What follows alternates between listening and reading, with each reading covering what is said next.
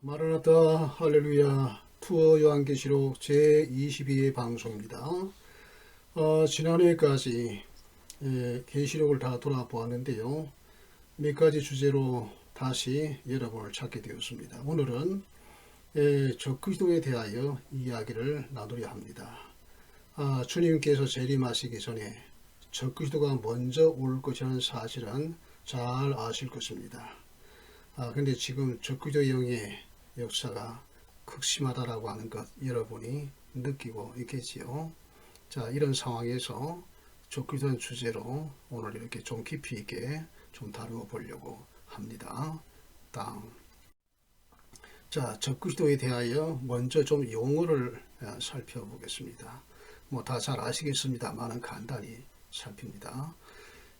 원전으로서는 안티크리스토스라고 이제 이렇게 하는 것인데요. 안티의 의미는 크게 두 가지. 첫째는 대적하는 자, 그리고 대신하는 자입니다. 따라서 적그리스도는 그리스도를 대적하는 것과 대신하는 또는 모방하는 존재입니다. 그는 자신을 세상의 구원자로 심지어는 그리스도의 죽으심과 부활까지도 모방하려는 그런 존재예요. 자, 그 다음에 보시죠. 자, 예표적인 적그리스도에 대해서 좀 살피려고 합니다. 적그리스도는 아니지만 예표적으로 그런 적그리스도가 있어요.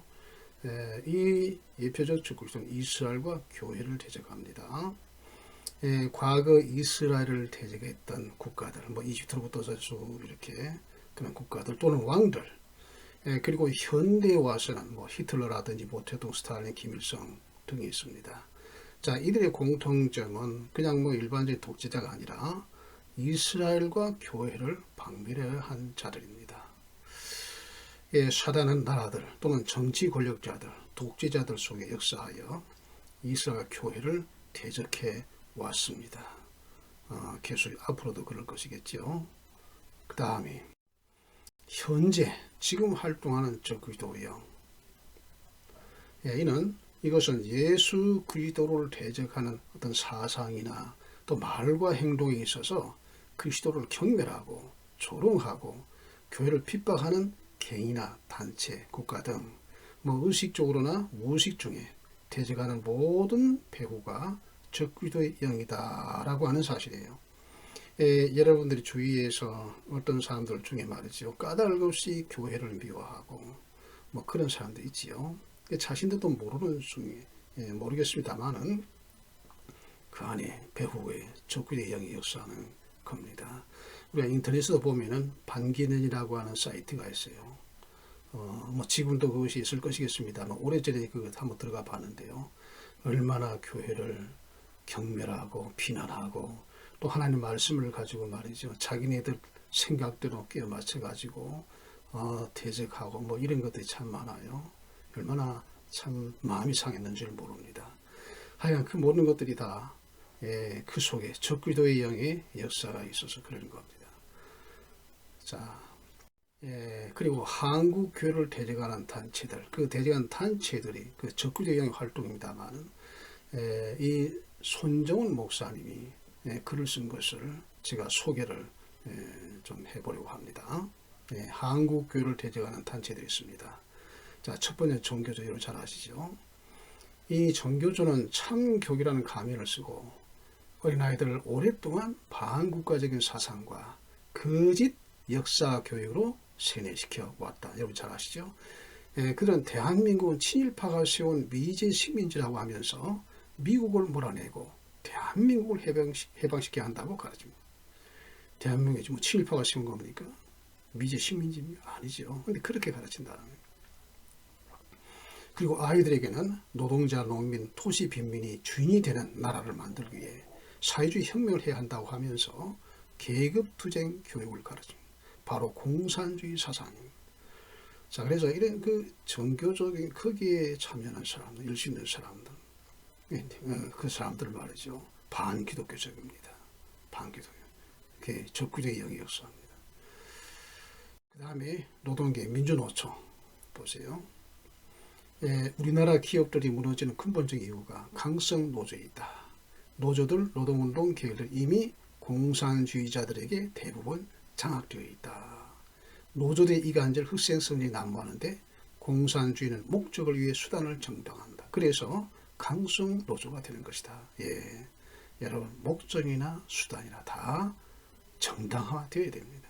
그래야 되는 것이지 목적을 위해서 아무렇게 해도 괜찮다. 그건 안 되시죠. 안 되죠. 이게 공산주의 사상입니다. 이 적구지도의 운동이에요. 자, 적구지도에 장악된 그러한 적구지도의 군대다. 이렇게 말해도 될 거예요. 예, 민주노총이 그렇습니다.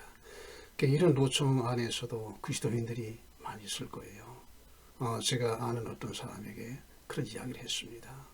예, 시킨 대로 하는 것이 아니라 아니면 아니라고 대답하고 그렇게 해야 될 것이다. 그런 이야기도 한 적이 있습니다만은 예, 우리 그리스도인들 그 안에 있는 사람들 말이죠. 정신 차려야 할 것입니다. 자, 문화계를 보시죠. 시인, 소설가, 연예인, 교수 등 다양한 방면의 사람들 중에 종북주의 또는 진보를 자처하는 사람들의 공통점, 예외 없이 반기독교적인 사람들이다. 그렇죠. 여러분 생각이 날 겁니다. 자, 이런 부류의 사람들이 적그리스도 영에 사로잡힌 자들은 사실을 직시해야 한다. 예. 자, 그 다음에 종교다원지 이거야말로 정말 이 적그리스도의 역사입니다. WCC와 NCK의 중심에는 종교다원주의자들이 많다. 종교다원주의는 사실상 적그리스도의 영이다. 그렇습니다. 왜냐고 하면 기독교는 유일신 하나님을 믿으며 우리의 구주는 오직 예수 그리스도만이라는 것을 고백한다. 그럼에도 불구하고 다른 종교를 부인한다는 것은 오직 예수를 부인하는 것이 된다. 그러므로 이런 단체들은 예수 그리스도와 상관없는 적그리스도를 위한 조직, 적그리스도를 위한 조직인 것이다. 라고 종교다원주의가 그렇습니다. 그러나 이제 그 WCC와 NCK 안에 소속된 목사님들의 신실한 목사님들이 있고요. 성도들도 그렇습니다. 중요한 것은 뭐냐 하면 그 중심에 종교다원주의자들이 많다는 거예요. 예. 자, 그럼 어떻게 해야 합니까? 그러한 교단이나 교회 속에 있으면요, 나와야 합니다. 나와야 합니다. 영적인 큰 손해를 보게 되는 겁니다. 그리고 나와 뜻과는 상관없이 이들의 운동에 내가 동참하는 것이 되는 거예요. 나와야 됩니다. 주님께서 말씀하셨어요. 내 백성 거기서 나와. 그 죄에 참여하지 말고 그에 받을 제한들을 받지 말라고 하셨어요. 예, 그래 나와야 하는 겁니다. 네. 자, 요한일서 4장 3절 보세요. 예수를 시인하지 아니하는 영마다 하나님께 속한 것이 아니니 이것이 곧 적그리스도 영이니라 그랬어요. 자, 예수 그리스도를 시인합니다. 나의 구주시라고. 그렇게 하면서 다른 종교에도 구원이고 다른 종교에도 진리도 있다고 하면 사실상 예수 그리스도를 나의 주로 시인하지 아니하는 것이 되는 거예요. 자, 그래서 정말로 이러한 적그리스도의 영의 역사가 이 가운데 있다라고 하는 거 말이죠. 우리 정신 차려야 될 겁니다. 예.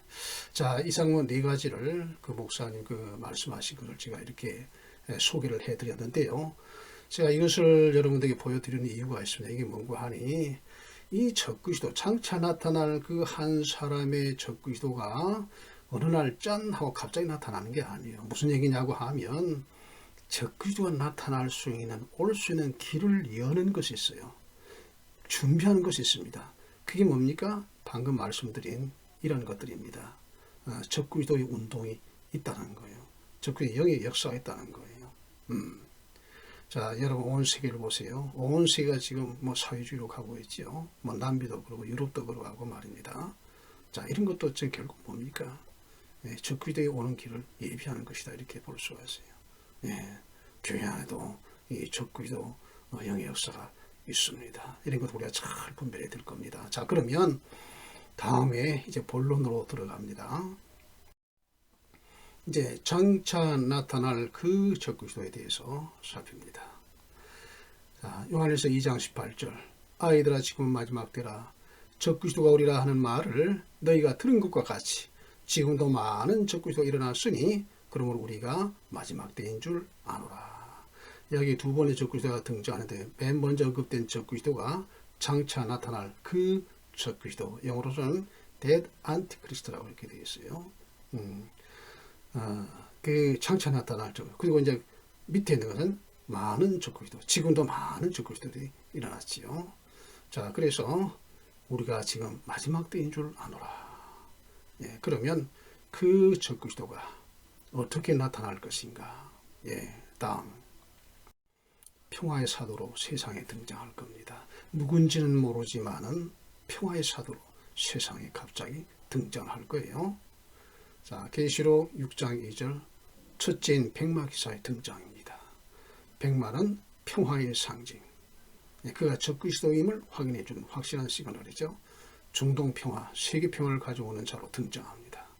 전 세계에 그는 평화의 사람으로 알려질 것이고요. 뉴스의 초점이 될 겁니다. 사람들이 그를 칭송할 거예요. 그야말로 슈퍼맨이 등장하는 겁니다. 모든 사람이 그를 알게 될 거예요. 평화의 사도로 세상에 등장합니다. 두 번째, 그는 한 이래를 정하는 것. 이것이 백마 기사의 등장을 확실하게 보여주는 것인데요. 다니엘 9장 27절입니다. 그가 장차 많은 사람들과 더불어 한 이래 동안의 언약을 굳게 맺고, 예. 자, 언약을 굳게 맺을 것인데요. 유대인들이 그를 영접하게 될 거예요. 자, 지난번에 제가 소개해드렸습니다만은, 읽어드렸습니다만은, 자, 주님께서 유대인들에게 말씀하셨습니다. 나는 내 아버지 이름으로 왔으니 너희가 영접지 아니하나 만일 다른 사람이 자기 이름으로 오면 영접하리라 그랬어요. 자, 내 아버지 이름으로 왔다는 뜻은 뭡니까? 난 아버지께서 보내서 왔다. 또 다른 말로 하면은 기록된 대로 오셨다는 거예요. 메시아에 대해서 성경이 많이 예언하고 있지 않습니까? 그 예언대로 오신 분, 아버지가 보내서 왔다. 자, 그런데 만일 다른 사람이 오면 그를 영접할 것이다. 이런데 앞으로 그럴 거예요. 예. 자, 예상 시나리오를 한번 살펴봅니다. 자, 이것은 뭐 제가 생각한 것도 있겠지만은 뭐 어빈 백스터 목사님이라든지 뭐 또한 다른 어떤 목사님들의 그런 참 예상 시나리오, 제가 이런 것을 종합해서 여러분께 말씀을 드립니다. 적그리스도는 유대 성전산의 제3성전 건립을 또 참 약속하고, 팔레스타인 측에는 동예루살렘의 팔레스타인 국가 승인을 조건으로 중재를 하게 될 것으로 보입니다. 이는 현재 동예루살렘 유대인 정착촌 건설을 포기하는 것. 이게 참 중요한 내용이에요. 지금은 포기하려고 하지 않아요. 이게 이제 포기하는 것을 아마 될 것 같아요. 그리고 팔레스타인은 상당한 경제 지원이 포함될 것으로 보입니다. 지금 현재 팔레스타인이 엄청 가난합니다. 그것이 오랫동안 계속되어서 정말 참 기진맥진해 있는 상황이에요. 자, 그래서 이렇게 상당한 경제 지원으로 중재를 하게 될 것으로 보이는데요. 근데 하여간 뭐 이 외에도 뭐 다른 것이 있을 수가 있겠습니다만, 가장 중요한 요점은 이 협정의 7년이라는 기간을 정하는 겁니다. 7년이라는 기간. 이 조건이 한 일의 시작의 확실한 사인, 그리고 백마 기사의 등장을 보여주는 확실한 사인이다 하는 사실입니다. 자, 근데 그는 어떤 사람이야? 바다에서 올라온 짐승이에요. 13장 1절에 나오지 않습니까? 계시록 13 짐승 33에 언급이 되는데요. 바다에서 올라온다라고 하는 세상의 역사 속에서 일어나는 제국들을 의미하는 것인데요. 마지막 7번째 나라가 등장하게 될 때에 적그리스도가 일어나는 것이죠. 자, 열발가락은 우리가 그 다니엘서 2장에 보면 신상이 있지 않습니까? 마지막 열발가락 시대.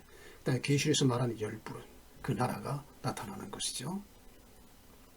자, 그는 적그리스도는 땅에서 올라오는 짐승의 높임을 받습니다. 그렇죠? 거짓 선지자가 나타나서 높이는 것이죠. 여러분, 교황 프란치스코의 행보를 주목하시기 바랍니다. 지난번에 말씀드린 바 있습니다만은 많은 그러한 그 엔타임 사역자들이 동일하게 말하는 것이 무엇인가 하니, 지금 교황 프란치스코가 마지막 교황일 가능성이 많다, 그렇게 주장을 하고 있고, 또 지난번에 소개해드린 바와 같이 사도선 다 실바르 선교사님도 교황 프란치스코가 바로 마지막 거짓 선지자이다라고 하는 그러한 주장을 한 것이 있습니다. 그래서 이 프란치스코 교황 행보를 여러분이 주목하시고, 또한 그 마지막 땅에서 올라온 거짓 선지자 짐승, 그것이 맞다고 하면 지금은 적그리스도가 등장할 만한 때가 되었다는 것을 우리가 알 수가 있지 않습니까? 자, 그래서 이런 말을 드리는 겁니다.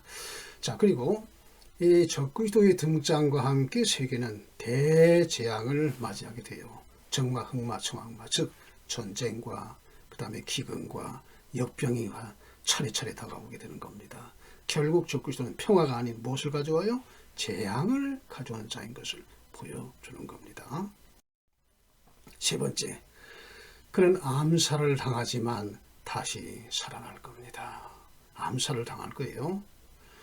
자, 계시 13장에 세 번 언급이 되는 것이 있는데, 죽게 되었던 상처가 나음에, 죽게 되었던 상처가 나은 자, 칼에 상하였다가 살아난 짐승, 이렇게 말하고 있어요. 이게 뭡니까? 그리스도의 부활을 모방하는 거예요. 그리스도의 부활을 모방. 자, 그러면 어떻게 죽게 되었던 다가 다시 살아난가? 어떻게 죽게 되었다가 다시 살아납니까? 자, 다음을 보시겠는데 여러분이 잘 들으셔야 합니다.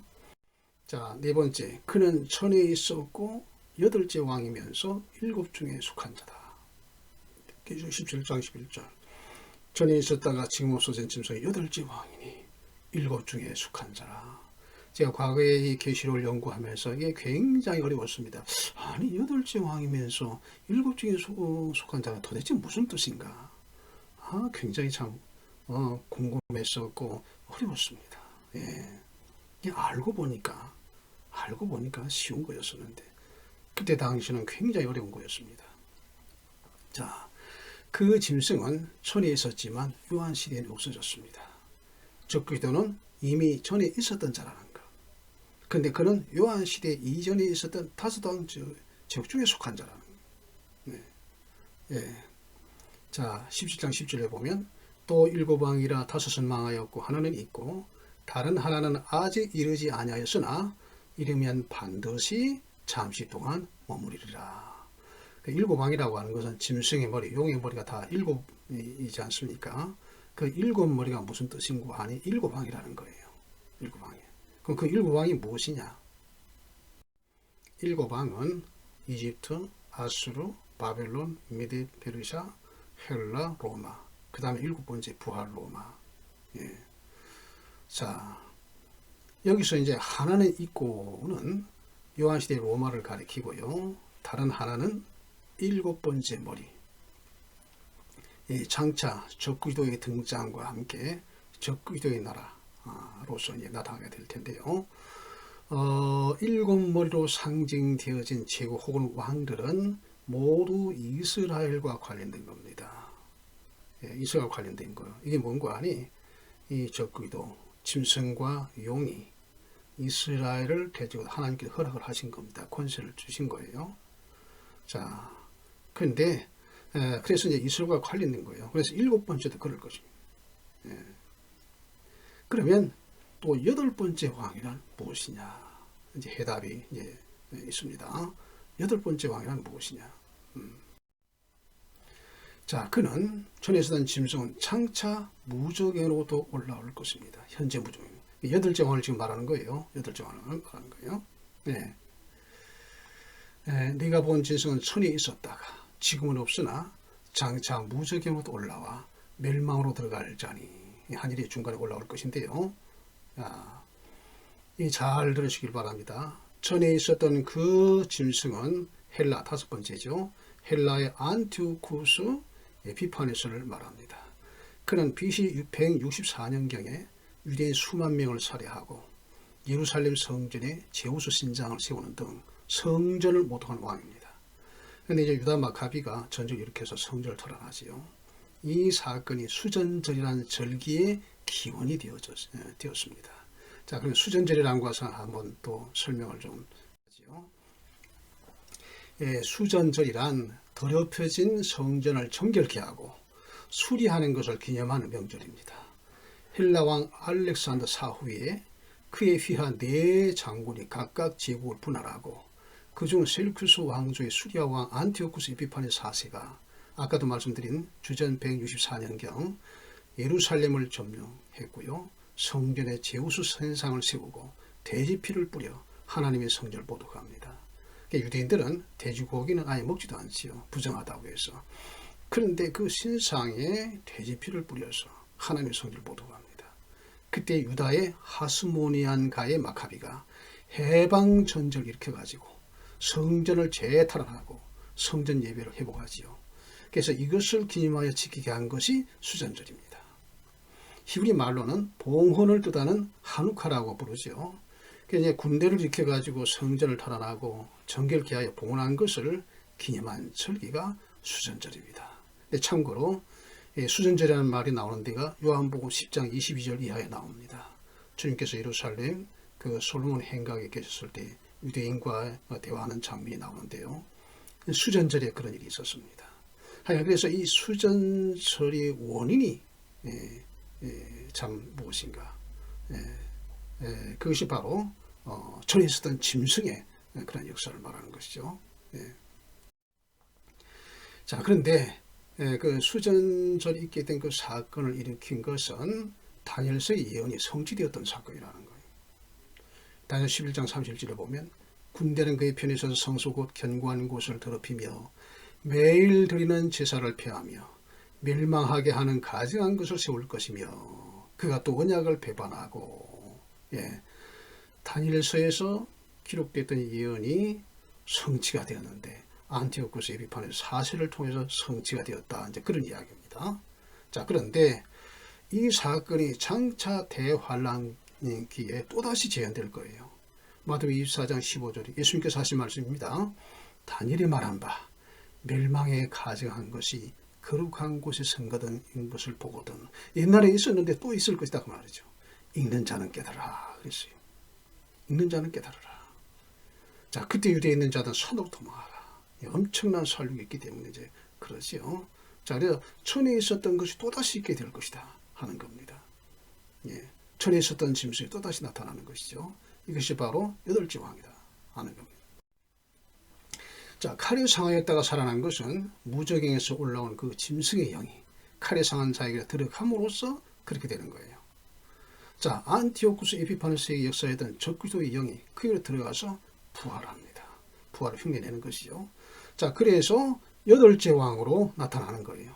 한 사람이면서 두 사람인 것이고 여덟째 왕인데 일곱 중에 속한 자라는 것이죠.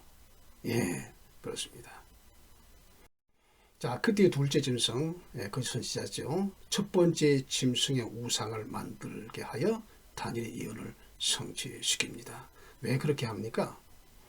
짐승 앞에서 받은 바 이적을 행함으로 땅에 거하는 자를 미혹하여 땅에 거하는 자들이 이르기를 칼에 상했다 살아난 짐승을 위하여 우상을 만들라 하더라.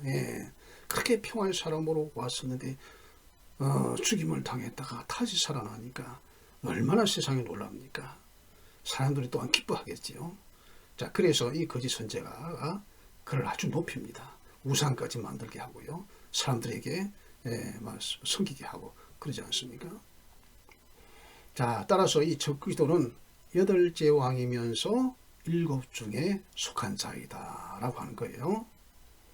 자, 데살로니가 후서 2장 9절 10절 악한 자의 나타남은 사탄의 활동을 따라 모든 능력과 표적과 거짓 기적과 불의의 모든 속임으로 멸망하는 자들에게 있으리니 환난기에 악한 자도 이렇게 표적과 능력과 기적, 속임으로 나타날 것이다 라고 하는 겁니다. 자, 다음에 다니엘 9장 20절 그가 그 일의 절반에 제사와 예물을 금지할 것이며 또 7장 25절에 그가 장차 지극히 높으신 이를 말로 대적하며 성도를 그의 손이 붙임 바 뒤어 한 때와 두 때와 반 때를 지나리라. 자, 계시록 13장 5절 또 짐승이 과장되고 신성모독을 말하는 입을 받고 42달 일할 권세를 받으니 42달 한 때와 두 때 반 때는 같은 기간이고 후 3년 반을 말하는 것입니다. 자, 데살로니가후서 2장 4절 그는 하나님의 성전에 앉아 자기를 하나님이라고 내세우는 처음에는 평화의 사도로 겸손한 자로 그렇게 참 나타나지만 나중에 이제 다시 죽었다 살아나서는 자기를 높입니다. 교만해집니다. 하나님의 성전에 앉아 자기를 하나님이라고 내세운단 말이죠. 자, 적그리스도는 일의 절반 넷째인에서 정체를 드러냅니다. 자, 계시록 6장 7, 8절 넷째인을 떼실 때에 땅의 짐승들로서 죽이더라. 계시록에 최초로 등장하는 짐승이라는 단어입니다. 그런 넷째인은 일의 중간이고 후 3.5년의 시작이다. 그래서 사실 계시록 6장 7절 8절이 계시록을 푸는 데서 가장 중심이 되는 아주 중요한 구절이에요.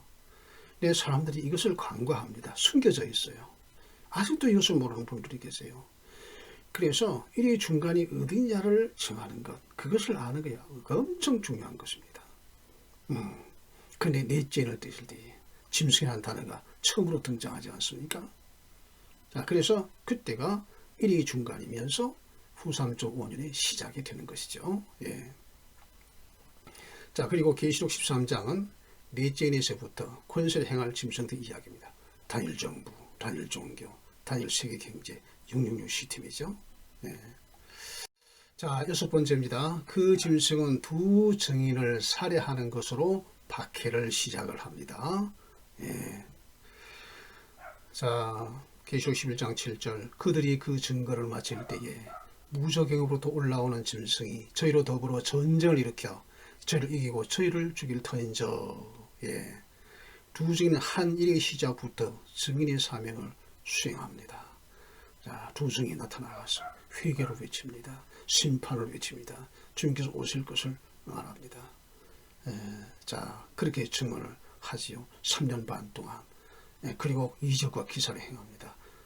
공격하는 자를 입에서 불이 나와서 소멸을 하고 말입니다. 엄청난 권능을 행하고 그렇게 하지요. 자, 그런데 그 증인의 사명을 수행하는데 무정에서 올라온 짐승에 의해서 8째 왕이죠. 죽임을 당하는데 이제 후 3년 반이 될 때 그렇게 되는 것인데요.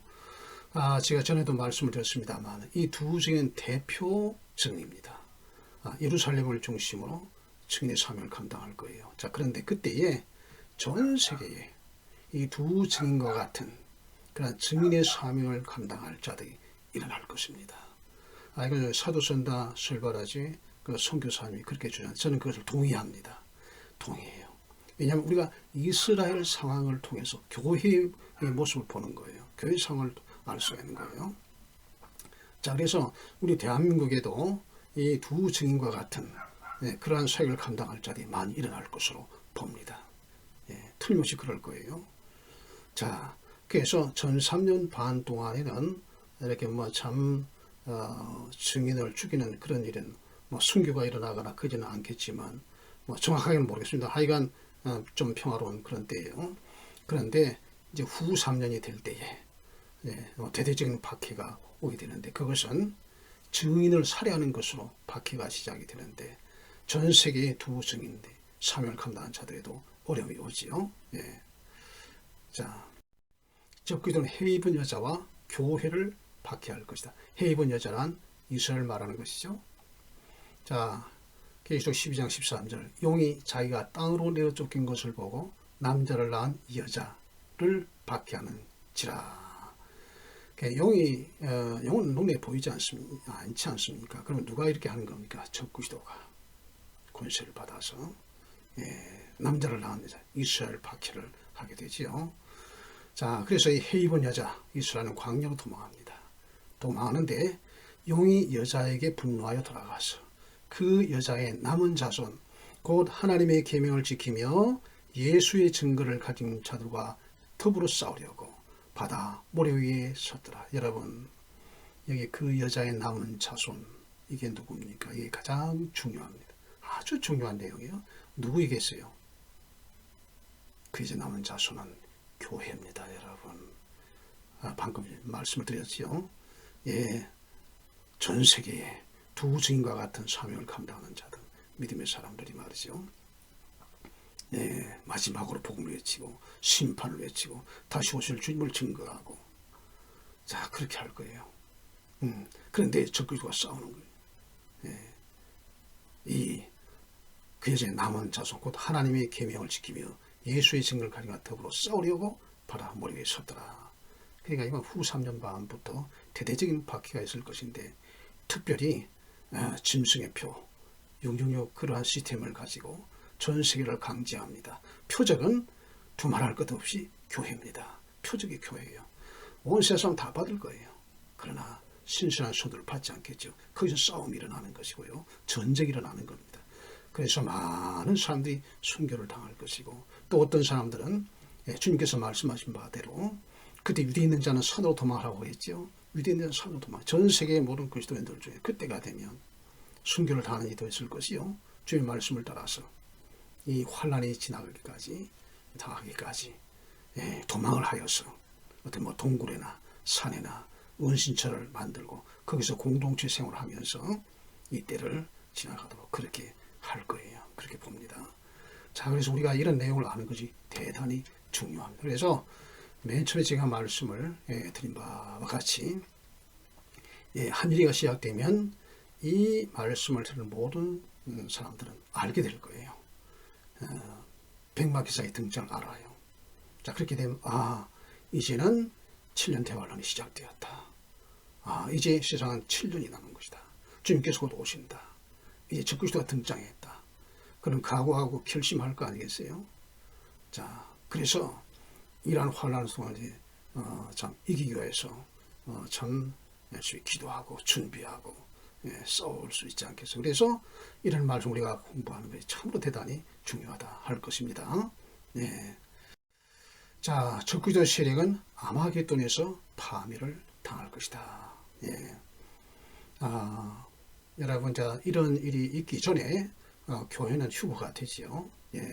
그래서 그렇게 환란을 당하고 하겠지만 제가 말씀드린 대로 여섯째 인이 띄어지게 될 때에 교회 휴거가 발생을 하게 됩니다. 그러고 나서 이제 7번째 인이 띄어지는데 두 진노입니다. 어린 양의 진노와 그 다음에 하나님의 진노가 세상을 휩쓸게 되겠지요. 진노입니다. 진노. 노하심에서 건지시는 예수시나 그런 말씀도 있지 않습니까? 이 노하심의 때가 바로 어린 양의 진노와 하나님의 진노, 나팔 재앙과 대접 재앙이 세상에 쏟아지게 되는 것인데, 이 재앙이 쏟아지기 전에 교회는 틀림을 받는 것이죠. 그리고 이제 그 재앙이 쏟아지는데 나중에 적그리스도 세력은 아마겟돈에서 파멸을 당하게 되는 것입니다. 자, 계시록 16장 16절, 새 영이 히브리어로 아마겟돈이라 하는 곳으로 왕들을 모으더라. 자, 그리고 계시록 19장 1절에 짐승이 잡히고 그 앞에서 표적을 행하던 그의 선지자도 함께 잡혔으니 이는 짐승의 표를 받고 그의 우상에 경배하던 자들을 표적으로 미혹하던 자라. 이 둘이 산채로 유황불 붙는 못에 던져지고, 그래서 아마겟돈 전쟁에서 적그리스도의 세력은 파멸을 당합니다. 그리스도에 의해서 말이죠. 그렇게 됩니다. 자, 마지막 교회의 승리, 어린 양의 혼인잔치. 계시록 19장 6절에서 8절, 할렐루야, 주 우리 하나님 곧 전능하시니가 통치하시도다. 우리가 즐거워하고 크게 기뻐하며 그에게 영광을 돌리세. 어린 양의 혼인 기약이 이르렀고 그의 아내가 자신을 준비하였으므로 그에게 빛나고 깨끗한 세마포옷을 입도록 허락하였으니 이 세마포옷은 성도들의 옳은 행시로다. 아멘. 자, 여기까지 살펴보았는데요. 여기서 이제 마칩니다. 다음 시간에는 휴거에 대해서 이 내용을 가지고 여러분을 찾아뵙도록 하겠습니다. 감사합니다. 다음 시간에 뵙지요.